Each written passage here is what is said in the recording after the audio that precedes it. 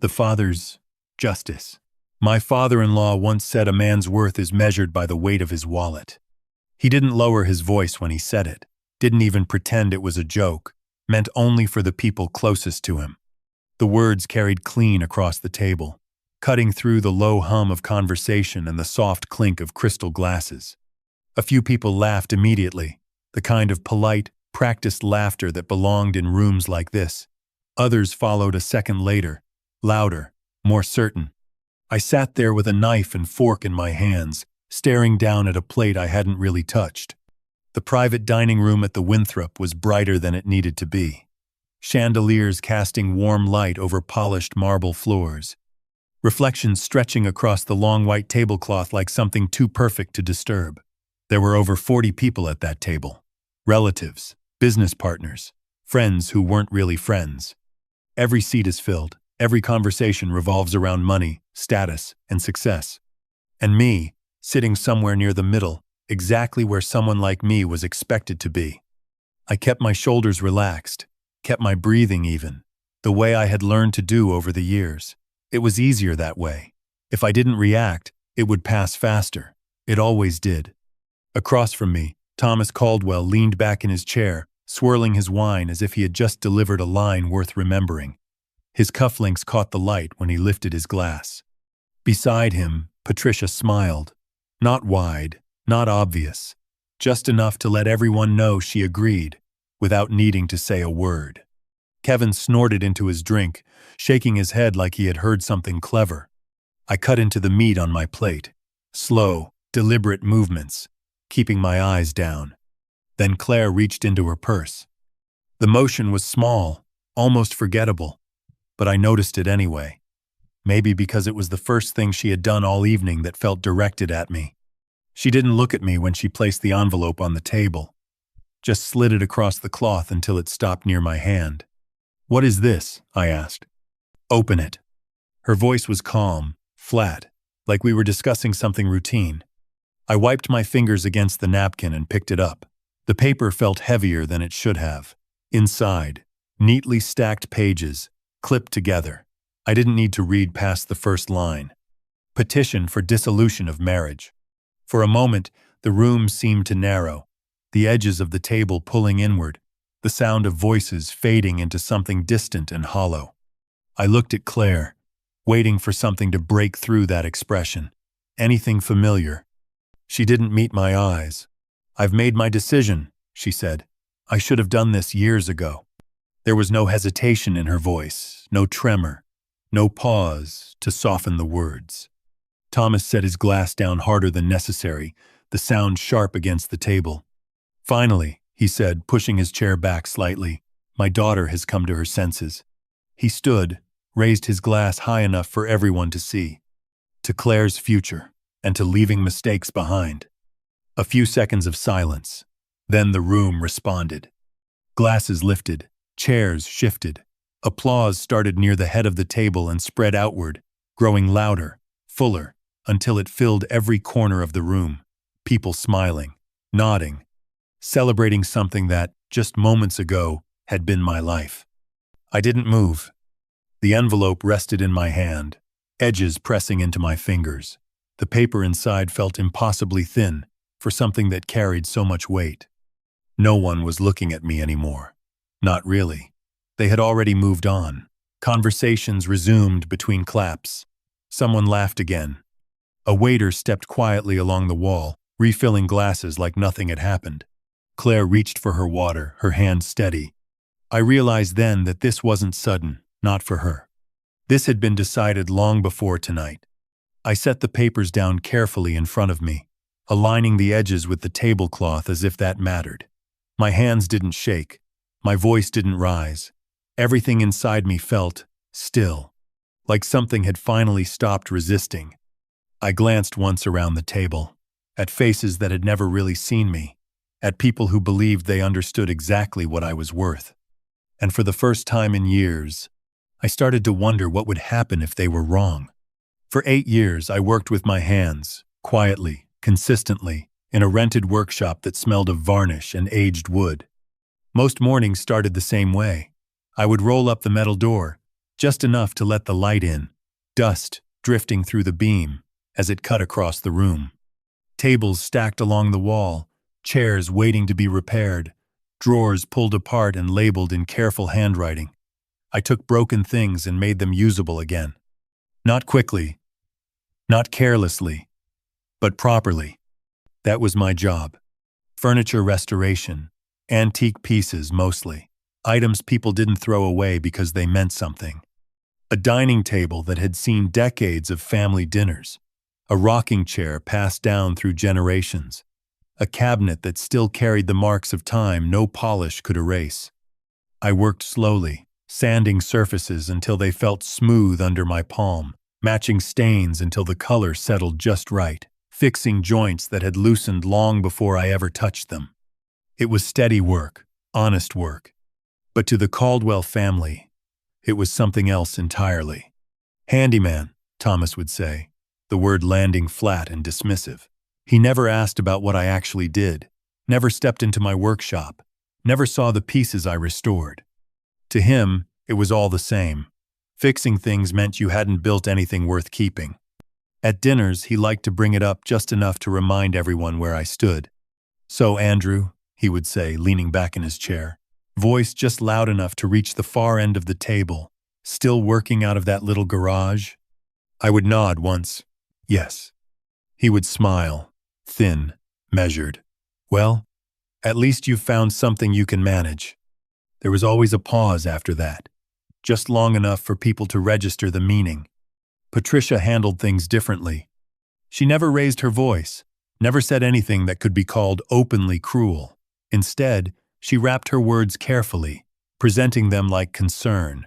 "I just worry about Claire sometimes," she would say, stirring her tea slowly, eyes not quite meeting mine. "A woman should feel secure. Stability matters." She would tilt her head slightly, as if considering something delicate. "I suppose passion projects are fine, for a while." Her tone stayed gentle, her expression composed, but the message always landed exactly where it was meant to. Kevin didn't bother with subtlety. He laughed openly, leaned back in his chair with his phone in one hand, glass in the other. "Hey, repairman," he would say across the table, not even looking up at first. "You fix couches too? Mine's got a tear."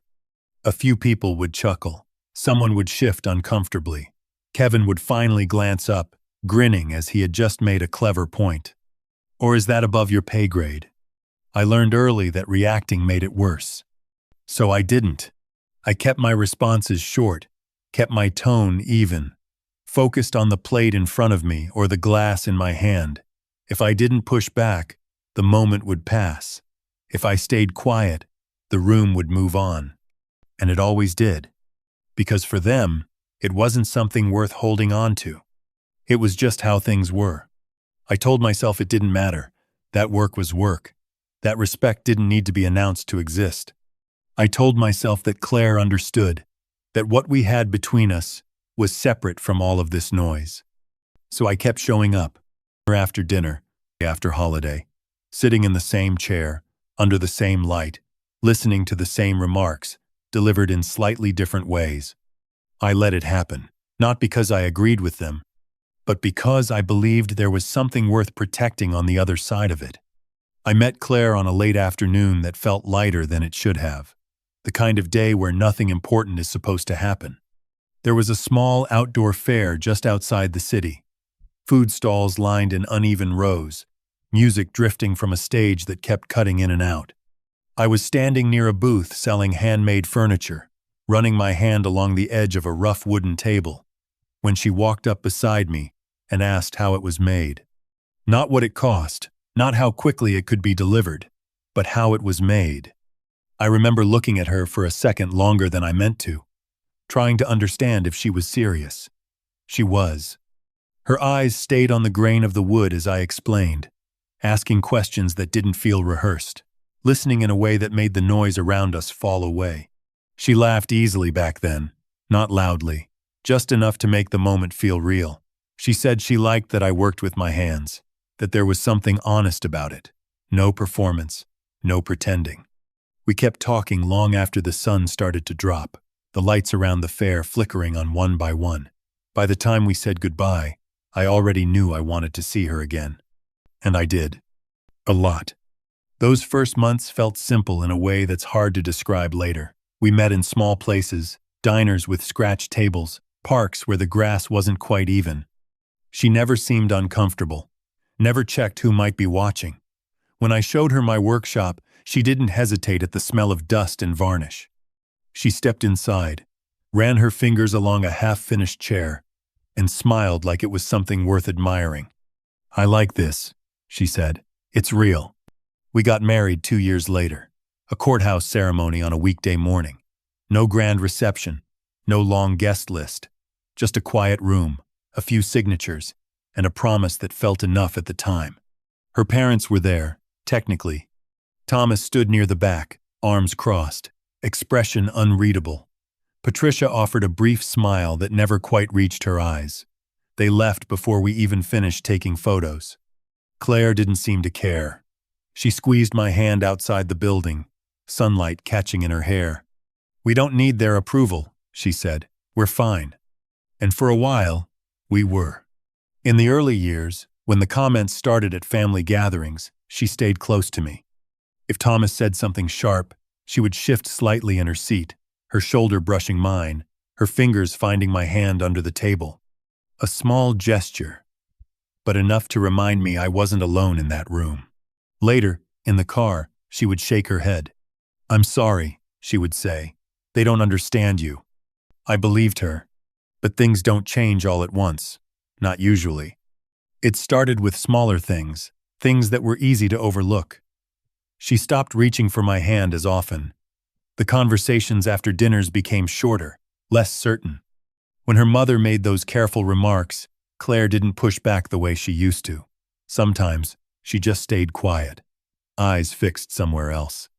Then came the shifts you couldn't ignore. She began spending more evenings at her parents' house, staying later than planned.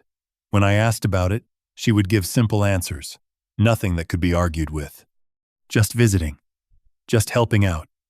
Always reasonable, always incomplete. At dinners, the space between us grew, not physically at first, but in the way she sat, slightly turned away, less involved. When someone made a joke at my expense, she didn't react immediately anymore. Sometimes, she didn't react at all. And her eyes, that was the part I noticed the most. There was a time when she looked at me like she saw something worth holding on to. That look didn't disappear overnight. It faded, replaced slowly by something more measured, more distant.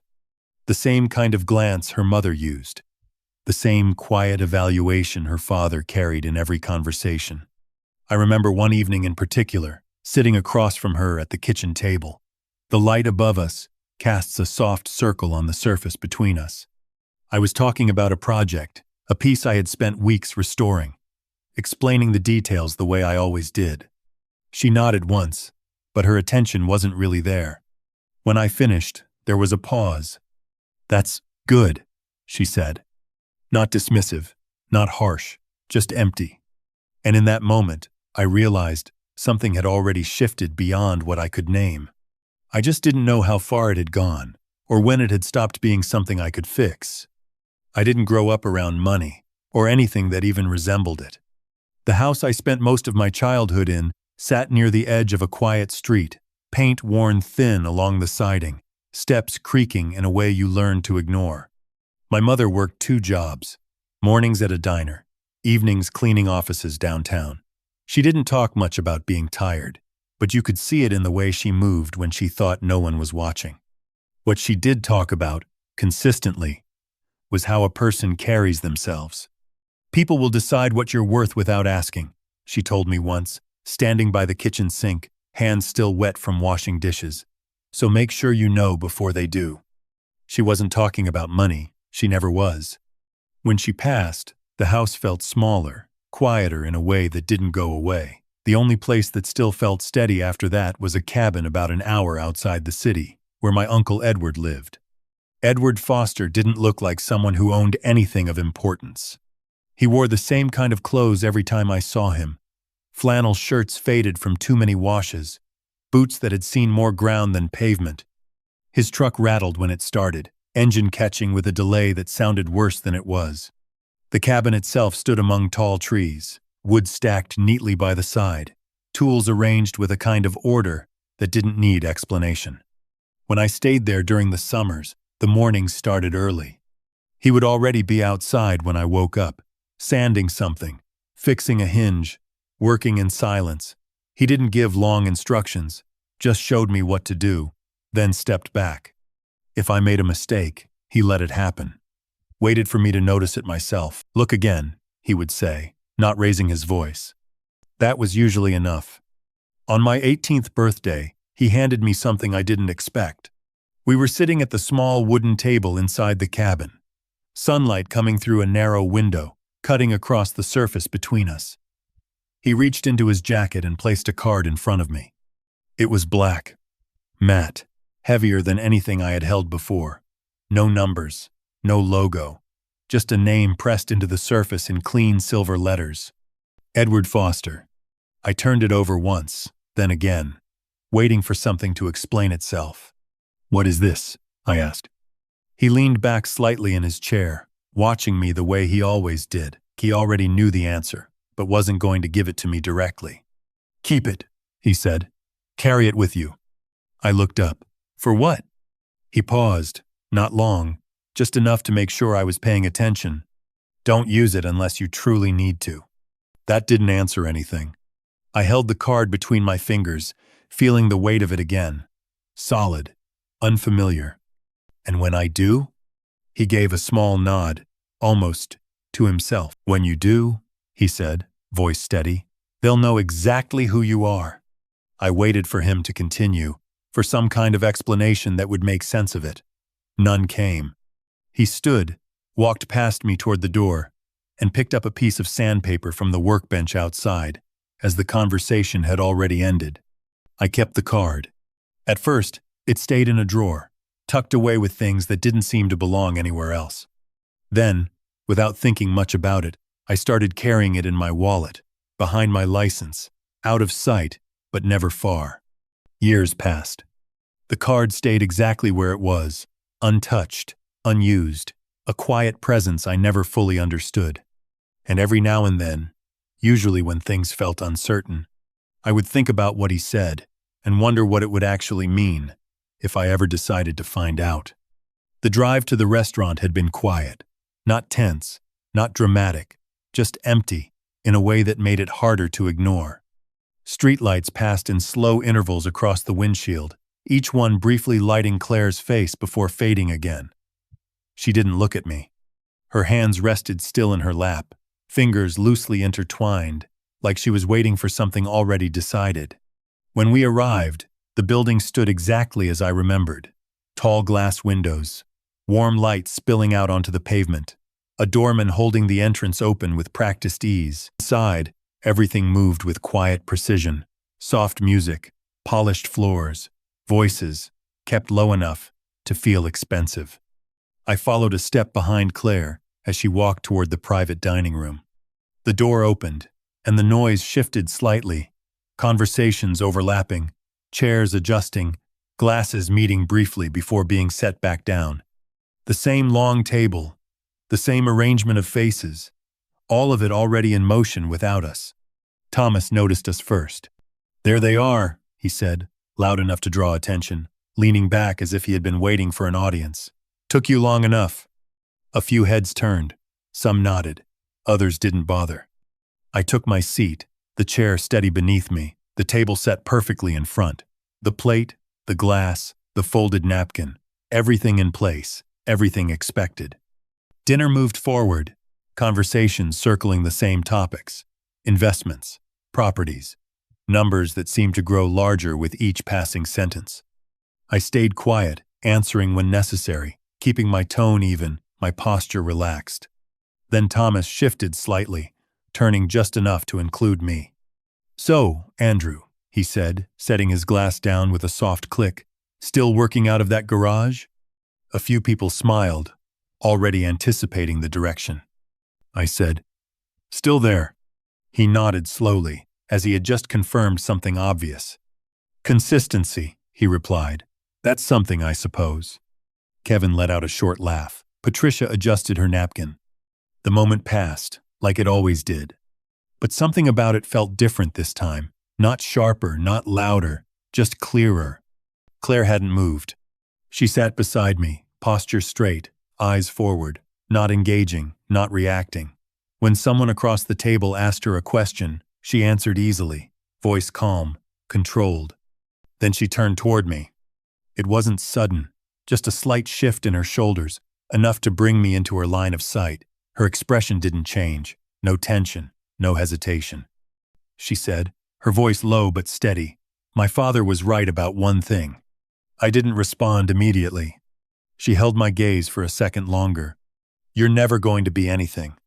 There was no emphasis, no raised tone, just a statement delivered the way someone might describe the weather.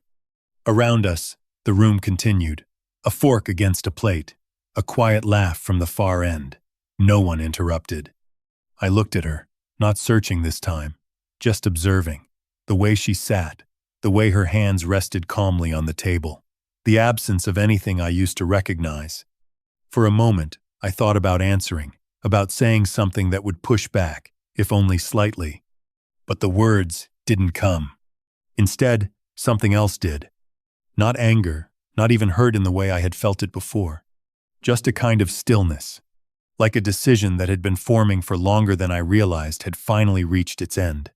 I glanced down at the table, at the lines of the wood beneath the cloth, the reflection of light along the edge of my glass. Everything looked exactly the same as it had all evening. But it didn't feel the same anymore. I straightened slightly in my chair, not abruptly, not enough to draw attention, just enough to shift my weight.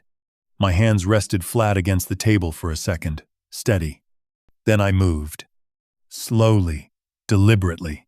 I pushed my chair back just a fraction, the legs brushing softly against the floor. It wasn't loud, but it was enough. A few heads turned, not fully, not yet, just enough to notice something had changed. I stood up. No speech, no sudden movement, just the simple act of no longer sitting where I had been expected to remain. And for the first time that night, I wasn't sure what would happen next. I didn't raise my voice when I spoke. I didn't need to. "I'll take care of the bill," I said, looking toward the waiter who had just stepped closer to clear the plates. He paused, just for a second, as if he wasn't sure he had heard me correctly. "The entire table," I added. The words landed lightly, but not quietly. For a brief moment, nothing changed. Conversations continued at the far end. Glasses lifted, chairs shifted. Then Thomas let out a low chuckle. "I'm sorry," he said, leaning forward slightly. "Did you just say you're paying for everyone?" A few people turned now, attention narrowing in my direction. I nodded once. "Yes." Kevin laughed first, louder than necessary, setting his glass down with a sharp tap. "That's a good one," he said. "You planning to pay in installments, or just trade labor?" A ripple of amusement moved along the table. Patricia gave a soft smile, the kind that suggested restraint more than approval. "Andrew," she said gently, "there's really no need to put yourself in that position." Claire didn't say anything. She watched, not confused, not concerned, just observing, like she was waiting for the moment to pass. Thomas leaned back again, clearly entertained now. "Do you even know what this costs?" he asked, gesturing loosely around the room. "This isn't your workshop. This isn't something you fix with a little sanding and patience." A few quiet laughs followed, less restrained this time. I didn't respond. Instead, I reached into my jacket, fingers moving without hesitation, and pulled out my wallet. The leather felt familiar in my hand, worn edges, softened from years of use. I opened it slowly. Inside, everything was exactly where it had always been. Cards lined neatly, nothing unusual, nothing that would explain what I had just said. Except one. I slid it out carefully, the black surface catching the light just enough to separate it from everything else. No logo, no numbers, just a name pressed into it. I held it for a moment, not long, just enough to feel the weight again. Then I extended it toward the waiter. "Use this." He took it automatically, trained to respond, to move through motions without pause. His fingers closed around it, His eyes dropped to the surface for a quick glance. And then he stopped. Not dramatically, not in a way that would draw immediate attention, but enough that the rhythm broke. His posture shifted, shoulders tightening slightly, his gaze returning to the card again, slower this time. The smile he had been wearing didn't disappear, but it changed. "Sir," he said quietly, clearing his throat once, "if you'll excuse me, I'll just confirm this with my manager." I gave a small nod. He turned, steps measured but quicker than before, moving toward the back of the room where a door stood partially concealed behind a panel. Behind me, I could hear Kevin exhale through a laugh. "Well," he said, leaning back in his chair, "that didn't take long." Thomas shook his head, amusement settling into something more certain. "Probably declined," he added, "or not even valid." Patricia adjusted her glass, expression calm, controlled. Claire looked down briefly, then away. No one seemed concerned. The room didn't return fully to its earlier noise, but it didn't quiet either. Conversations resumed in smaller pockets, voices lowered, but still present. A few glances came my way, curious, dismissive, already moving on. I remained standing, hands relaxed at my sides, posture steady, not waiting for approval, not preparing for explanation. Time stretched slightly, not long, just enough to be noticed. Then the door opened. The waiter stepped back into the room first, posture straighter now, movements more deliberate. Behind him walked another man, older, composed, dressed in a charcoal suit that fit too precisely to be incidental. He moved with purpose, not hurried, not uncertain, eyes fixed in my direction from the moment he entered. Conversations faltered, not all at once, but gradually, like a series of switches turning off one by one. The man approached the table without looking at anyone else, passing by Thomas, by Patricia, by the others who had filled the room with their voices only moments ago. He stopped in front of me. For a brief second, he said nothing, just studied my face, then glanced down at the card still in the waiter's hand. And then, with a small, controlled shift in tone, the entire room seemed to realize something had changed, even if no one yet understood what.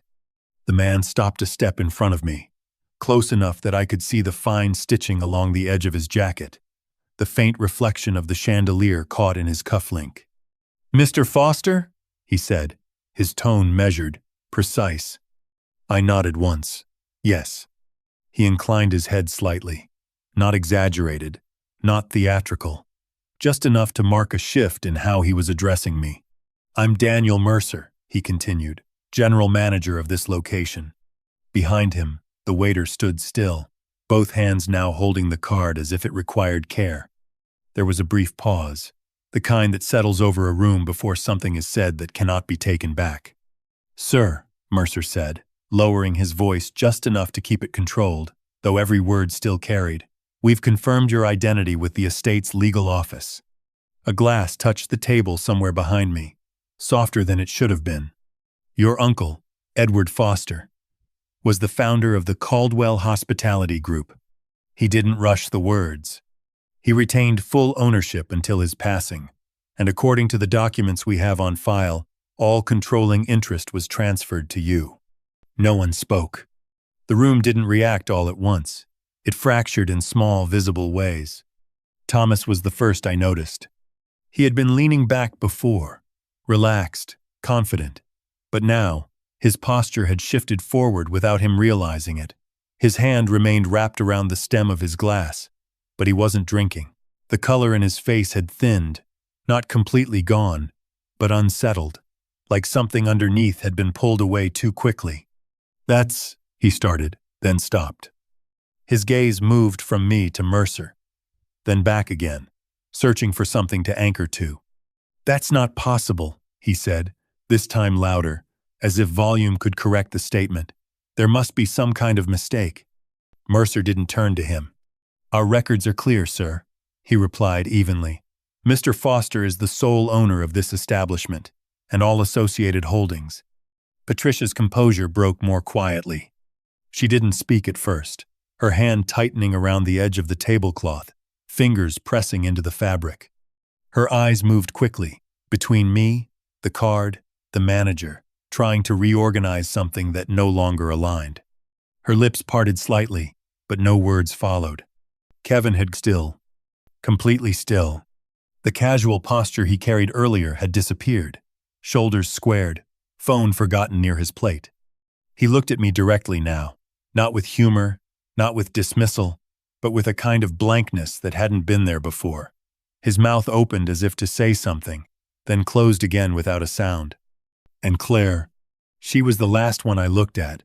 She hadn't moved when Mercer started speaking. Her back remained straight, her hands resting near the edge of the table. But her eyes, they were fixed on me, in a way I hadn't seen in a long time. Not distant, not measured, just still. As if she were trying to reconcile two versions of the same person and couldn't decide which one was real. "You own this place?" she said finally, the words quieter than anything she had said all night. I didn't answer right away. Mercer continued instead, filling the space with steady clarity. "Mr. Foster's uncle established the group over 4 decades ago," he said.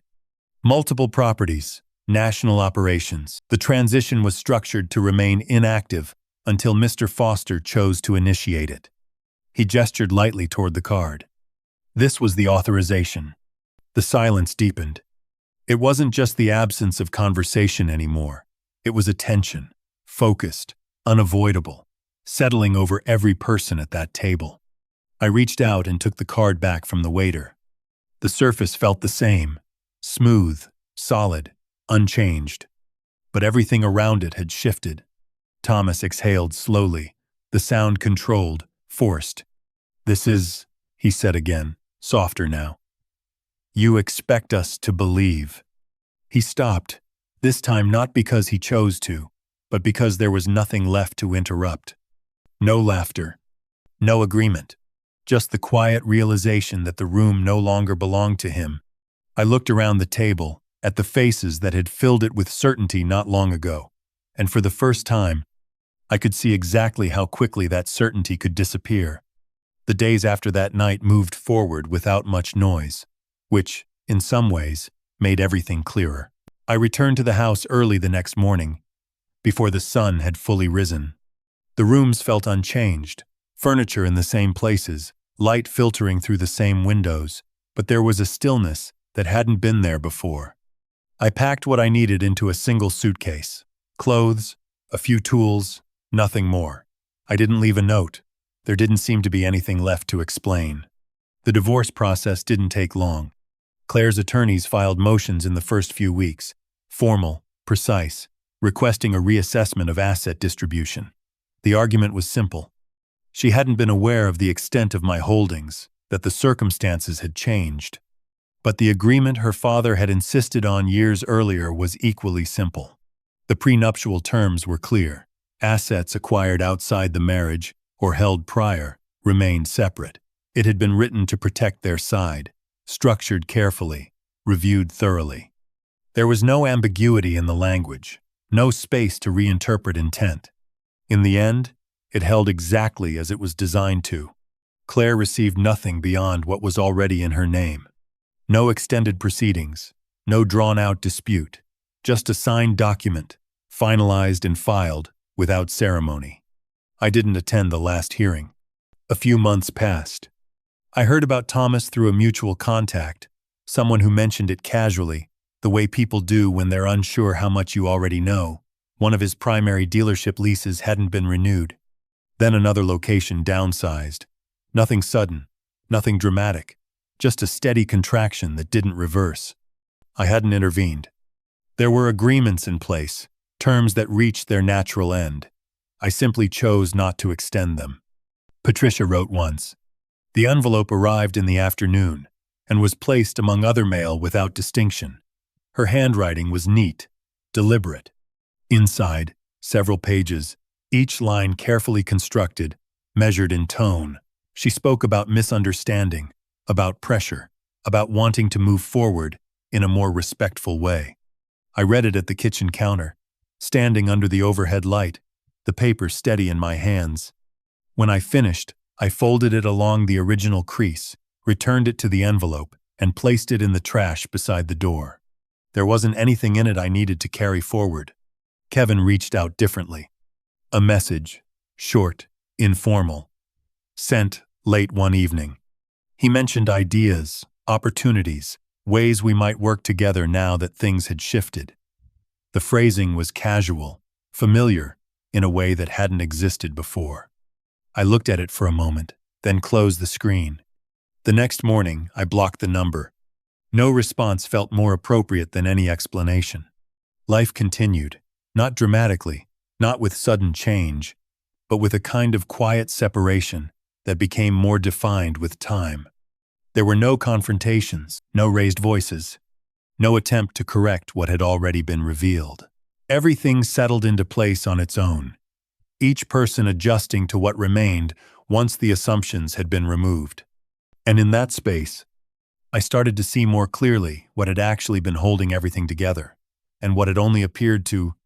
About a year after everything settled, I was back in my workshop on a quiet afternoon, working on an old oak table someone had dropped off the week before. The surface was uneven. One of the drawers stuck halfway when I tried to pull it open. I set the sander aside, wiped my hands on a cloth, and crouched down to look closer. The wood had shifted over time, just enough to hide something behind the back panel. I pressed gently along the edge, then a little harder. The drawer gave way with a soft click. Inside, there was only one thing: an envelope, aged, slightly yellow at the corners, my name written across the front in a handwriting I recognized immediately. Edward Foster. I sat down on the low stool beside the workbench, the light from the window falling across the paper as I opened it carefully. The letter inside was short, direct, the way he always spoke. Owen. He had never called me Andrew. If you're reading this, it means you finally used the card. I paused there for a moment. The room was quiet, except for the faint hum of the street outside. I didn't tell you about the money, because I didn't want it to define you. Anyone can be kind when they have everything. The real test is how you treat people when you have nothing. The words didn't feel new, but they settled differently now. I watched you, more than you realized. You worked hard. You stayed steady. You didn't let the way people saw you change the way you behaved. I looked down at my hands, still marked with fine dust from the wood. That's why I left it to you. Not because you needed it, but because you already understood what mattered. I read the last lines more slowly. Use it carefully. Stay who you are. The people who stand with you when you have nothing, those are the only ones worth keeping, when you have everything. I folded the letter once, not perfectly, just enough to hold its shape, and set it on the workbench beside me. The shop looked the same as it always had, tools arranged where I left them, light moving gradually across the floor. Nothing about it reflected what had changed, and that felt right. I still worked here most weekends. Not because I had to, but because I wanted to. The rhythm of it, the focus, the quiet progression, from something worn into something whole. It kept things clear. It reminded me that value wasn't something assigned from the outside. It was built, slowly, in ways that didn't always show. Running the business didn't feel like what I thought it would. I didn't sit behind a desk all day, didn't speak in meetings any more than necessary. I walked through the spaces instead. Kitchens, hallways, service areas. I learned names. I paid attention. I tried to make decisions the same way Edward would have, without needing to prove anything to anyone. And over time, things settled into a balance I hadn't expected. Not perfect. Not effortless. Just steady. I used to think being overlooked meant something was missing. Now I understand it differently. Money can change how people look at you. It can open doors, shift conversations, alter expectations, but it doesn't create respect where there wasn't any to begin with. And it doesn't replace the people who chose to stay when there was nothing to gain. Sometimes silence isn't weakness. Sometimes it's just time, waiting for the moment when you no longer need to explain yourself. I picked the sander back up, letting it rest in my hand for a second before turning it on again. The sound filled the space, consistent, controlled. I looked at the table in front of me. at the lines I hadn't finished yet. And for the first time in a long time, I wasn't thinking about what had been lost, only what I chose to keep. So let me ask you something. If you were in my place, would you have done anything differently? Or would you have waited just as long to find out who was really standing beside you?